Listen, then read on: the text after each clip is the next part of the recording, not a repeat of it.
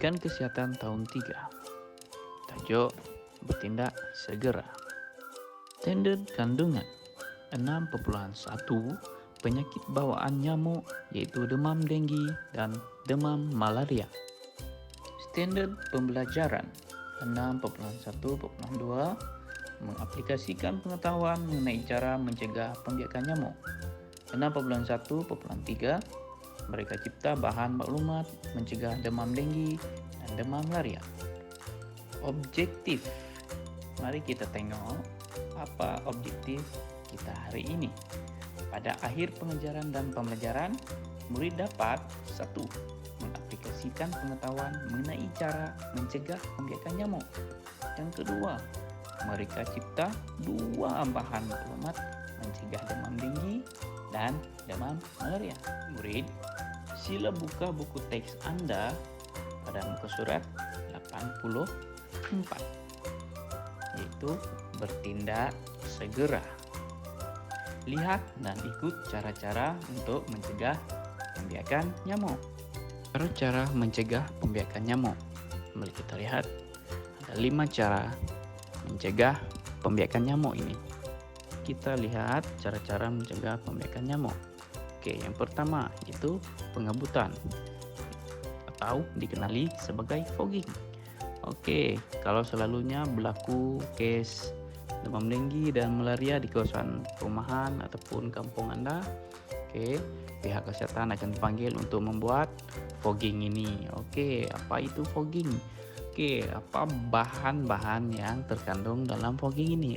Kandungan utama dalam fogging ini ialah pyrethroid, yaitu komponen kimia yang hampir sama dengan pyrethrum yang wujud dalam bunga chrysanthemum.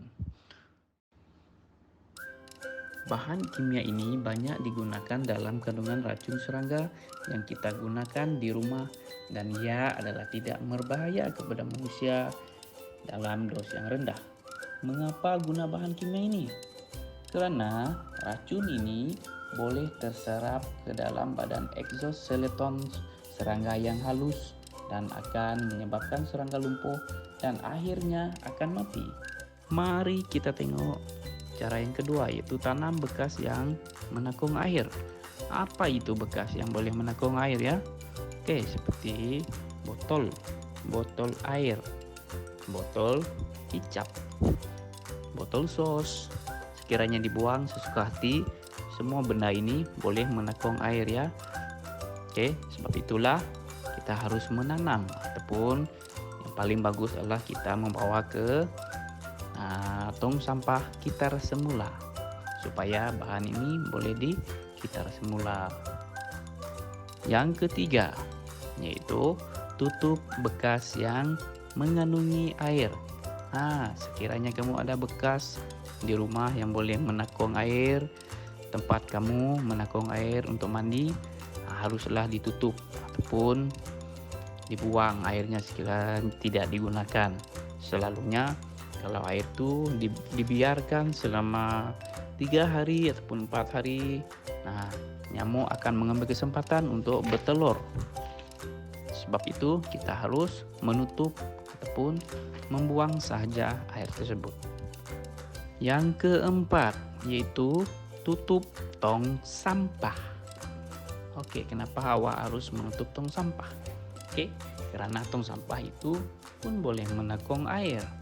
Sekiranya kamu membuang sampah, plastik sampah itu haruslah diikat dengan ketat dan tong sampah juga harus ditutup.